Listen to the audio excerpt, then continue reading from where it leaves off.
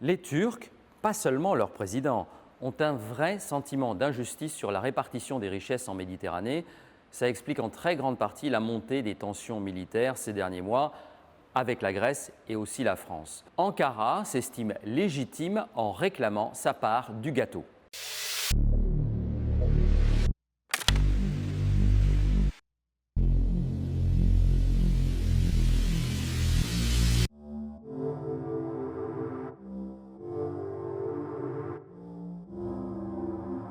La Turquie compte 7200 km de côte, c'est autant que la France.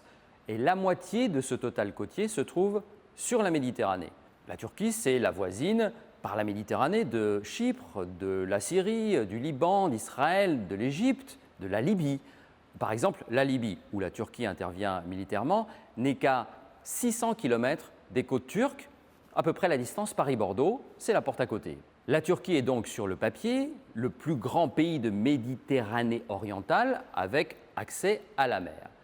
Sauf que là où ça se complique, c'est que ses eaux territoriales sont très réduites à cause du chapelet d'îles grecques qui sont très proches de la côte turque et ce sont donc des eaux territoriales grecques.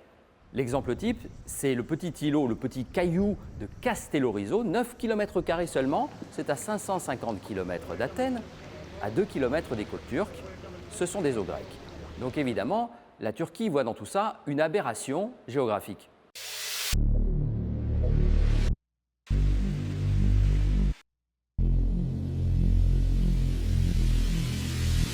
La présence turque en Méditerranée est ancienne.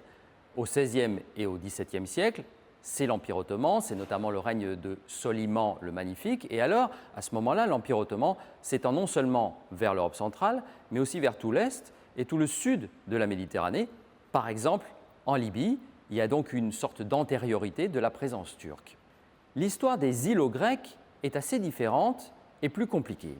En réalité, toutes ces îles ont toujours été grecques depuis l'Antiquité. Elles ont toujours été occupées par des Grecs. Et même lorsqu'au début du XXe siècle, le pouvoir turc a chassé les Grecs de la Turquie continentale, de l'Asie mineure, il s'est arrêté aux îlots qui sont restés grecs. Ça n'a pas empêché que depuis 50 ans, à plusieurs reprises, on a frôlé les accrochages militaires entre Grecs et Turcs autour de ces îlots dont nombre sont inhabités. Mais pour résumer, il y a historiquement une présence turque indéniable en Méditerranée, mais une présence exclusivement grecque sur les îles qui bordent la Turquie.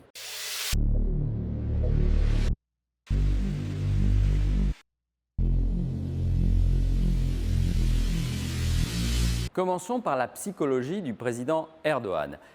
Il se voit comme l'héritier de la grandeur ottomane, l'héritier de Soliman le Magnifique, l'homme qui est censé restaurer cette grandeur. Muhataplarımızı kendilerine çeki düzen vermeye, mahvolmalarına yol açacak yanlışlardan uzak durmaya davet ediyoruz. Il se voit aussi comme une sorte de grand frère du monde musulman, un peu le rival de l'Arabie saoudite dans cette position aujourd'hui. Donc tout cela le pousse à avancer ses pions en Méditerranée, on le voit en Syrie, en Libye et maintenant sur la question du gaz. Mais ne nous y trompons pas, ce n'est pas une lubie du président turc exclusivement, il est soutenu par la population turque. L'opposition, le patronat partagent en grande partie les revendications de Recep Tayyip Erdogan sur la Méditerranée. La rivalité avec la Grèce est un sentiment très partagé au sein de la population turque, où le nationalisme est très présent. La Turquie se voit pour ce qu'elle est, c'est-à-dire une puissance régionale avec ses 83 millions d'habitants et ses 700 milliards d'euros de produit intérieur brut.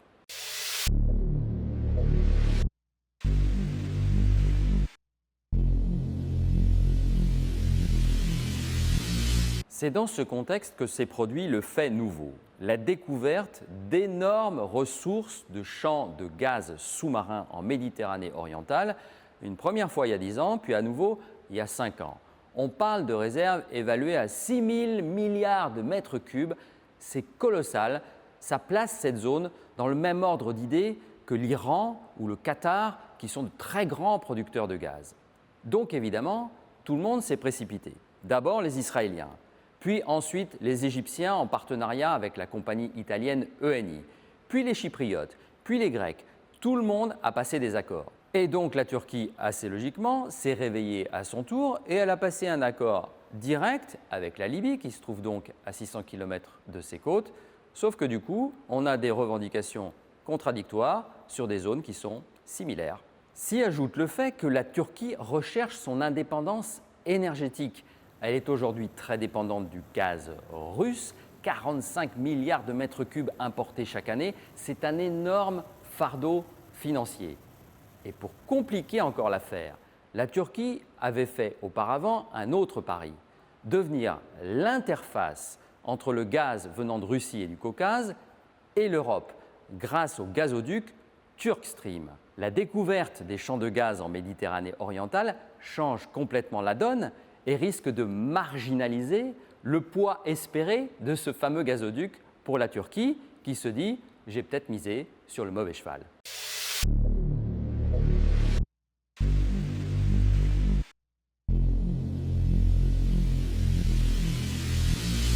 C'est la dimension la plus compliquée du dossier parce qu'il y a contestation.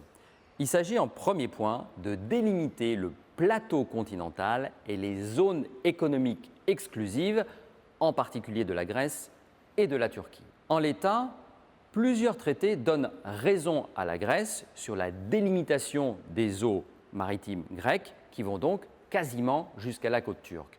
Le traité de Lausanne en 1923, celui de Paris en 1947, puis la carte dite de Séville au début des années 2000. Sauf que la Turquie conteste ces interprétations et c'est pour cette raison qu'elle n'a pas adhéré à la Convention des Nations Unies sur le droit de la mer. Enfin, deuxième point, il y a le statut de Chypre.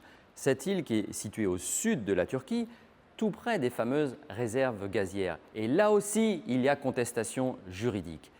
L'île, de facto, est coupée en deux depuis 1974 et une intervention militaire turque. Les Turcs occupent le nord de l'île, mais personne ne reconnaît leur légitimité sur ce morceau de territoire.